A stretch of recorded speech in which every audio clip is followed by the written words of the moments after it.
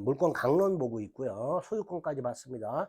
소유권을 제한하는 제한물권, 용익물권과 담보물권이 있다고 그랬고요. 그중에 용익물권은 타인의 부동산을 사용 수익하는 권리고 세 가지가 있다고 그랬습니다. 지상권, 지역권, 전세권 각각 한 문제씩 나오니까 개념 위주로만 봐주시면 된다고 그랬어요. 자, 먼저 지상권이란 타인 토지를 사용하는 권리야. 타인 토지를 사용하는 권리인데 목적이 정해져 있어요. 그 타인 토지 외에 건물이라든가 공작물이라든가 수목을 소유하라고 해. 싸잡아서 지상물이라고 합니다. 그 중에 건물이나 수목은 직관적으로 아시는데 공작물은 뭘 생각하시면 되냐? 주차타워 같은 거 생각하시면 돼요. 어쨌든 지상권자는 이렇게 갑소유 땅의 을이 건물을 갖고 싶어. 그럼 갑소유 땅을 빌릴 수도 있고요. 임대차. 지상권을 가지고서 건물을 지어서 소유할 수도 있는 거예요. 우리 민법은 토지와 건물을 별도의 부동산으로 취급하다 보니까 내 땅 위에 건물을 갖고 있을 수도 있지만 그게 보통이겠지만 남의 땅 위에 건물을 가질 수도 있단 말이지. 이때 그 남의 땅 위에서 건물을 소유하려면 그 땅에 뭘 가져야 된다? 지상권을 가져야 된다. 라는 의미로 지상권의 의미를 이해하시면 됩니다. 자, 지상권은요, 타인 토지에 대한 권리죠. 또 지상물을 소유하기 위한 권리입니다. 그러니까 경작 목적으로는 안 되는 거예요. 농작물이 수목은 아니잖아요. 건물이라든가 공작물 같은 주차타워라든가 수목을 소유할 목적이지 경작 목적은 안 되는 거예요. 타인 토지를 사용하는 용익물권이기 때문에 타인 토지를 사용하다 보면 경계선 부분에서 충돌할 수 있죠. 상린관계 적용이 되고요. 지상물이 없어도 지상권은 유효하게 성립하고 존속하겠죠. 당연하죠. 을이 건물을 소유하려고 갑과 지상권 계약을 맺고 지상권을 가진 상태에서 건물을 축조하고 있더라. 현재 건물이 없어도 지상권 성립하죠. 그러니까 지상물은 지상권의 성립 요건이나 존속 요건이 아니게 됩니다. 당연히 을이 지상권은 갑소유 땅에 대한 권리고요. 지상물을 지어서 소유하고 있어요. 이 지상물에 대한 소유권과 지상권은 당연히 별개의 권리가 되는 거죠. 지료지급은 지상권의 요소가 아닙니다. 갑이 을한테 무상으로 사용하게 할 수도 있어요. 지료지급은 지상권의 요소가 아니고요. 객체는 타인 토지인데 일필토지 전부일 수도 있고요. 일부일 수도 있습니다. 우리 일몰일권주의의 예외에서 봤죠. 지상권의 객체인 토지는 일필토지 전부일 수도 있고 일부일 수도 있다. 그렇게 생각하시면 됩니다. 재산권입니다. 재산권이라는 건요. 팔아먹을 수 있어요. 양도 상속할 수 있습니다. 그래서 재산권이라고 나오면 양도 상속 생각하시면 돼요. 지상권은요. 어떻게 취득해요? 법률 행위로 취득하거나 법률 규정으로 취득하겠죠. 법률 행위로 취득하는 건 뭐예요? 토지 소유자하고 지상권 설정 계약을 하고 등기하면 되겠죠. 법률 규정은 지상권자가 사망을 하면요. 그 지상권자의 상속인이 지상권을 상속받겠죠. 이렇게 취득할 수도 있고요. 그리고 법정 지상권이라는 게 있고요. 관습법상 법정 지상권이라는 게 좀 어려워요. 그러니까 이건 넘어가시면 지금 넘어가시고 어쨌든 지상권은 취득이 법률 규정이나 법률 행위나 법률 규정을 통해 취득할 수 있는데 그중에 법률 규정을 통한 취득 중에 우리 왜 소유권에서도 무슨 취득시효 이런 제도가 있었잖아요. 비슷하게 법에서 요러한 경우에 건물 소유자가 지상권을 취득한다라고 정해놓은 게 있어요. 그게 법정 지상권입니다. 그런 게 있을 수 있다. 자, 지상권에서 기초과정에서 개념 잡아야 될 게 존속기간하고 갱신이라는 개념입니다. 존속기간은 계약기간 생각하시면 되고요. 갱신은 재계약 생각하시면 돼요.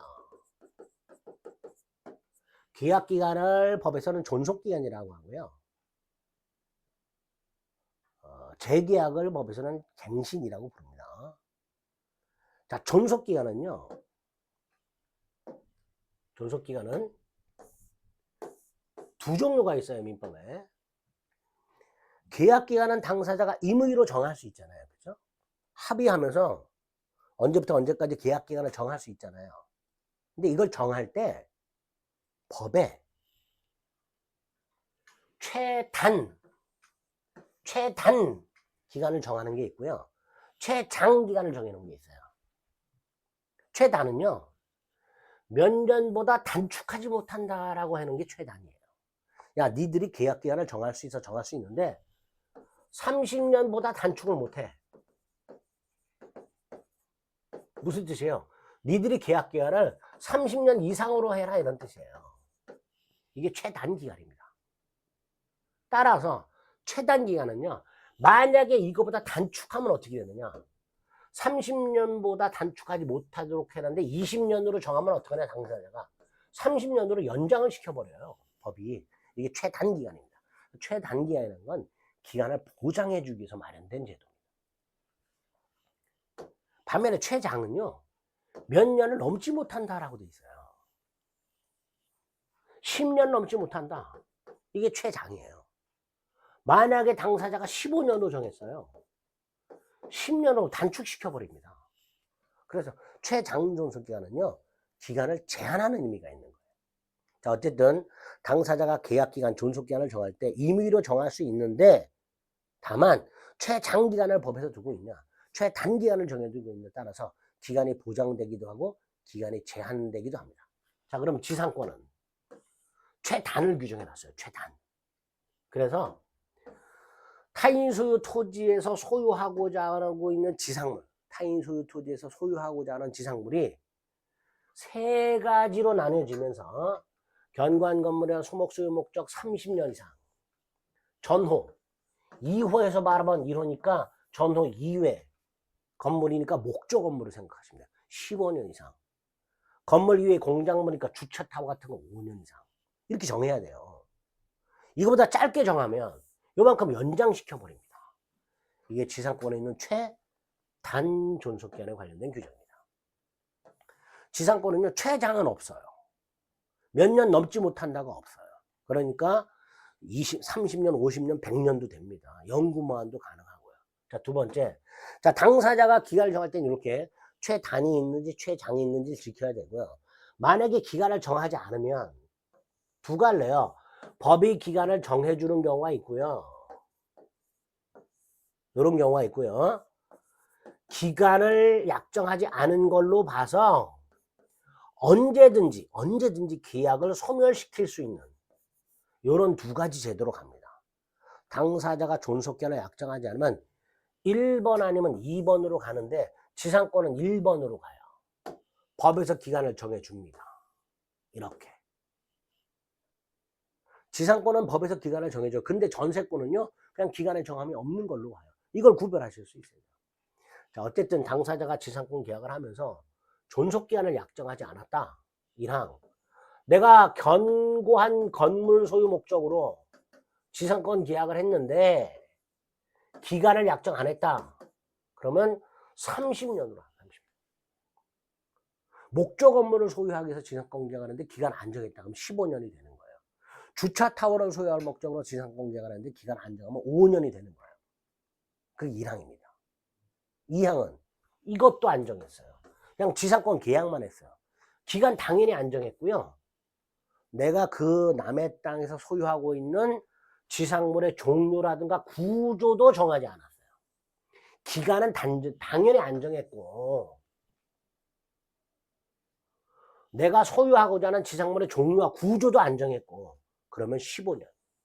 이런 식으로 당사자가 지상권의 존속기간을 약정하지 않으면 법정 기간이 있다. 이렇게 생각하시면 됩니다. 그다음에 재계약이 나왔어요.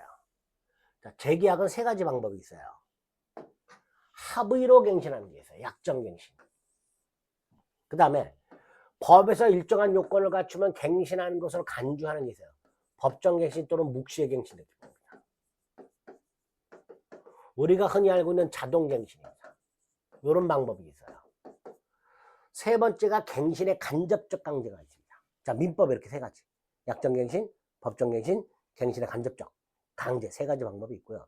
주택임대차나 상가건물임대차로 가면 갱신 요구권에 의한 갱신하는 게 나옵니다.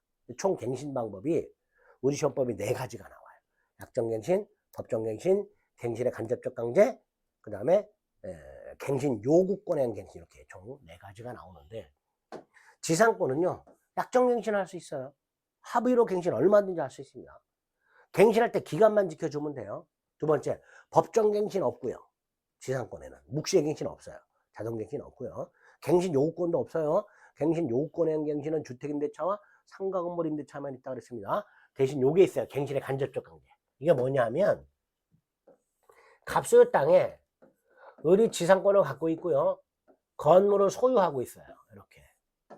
근데 이 지상권의 존속기한이 만료가 됐어요.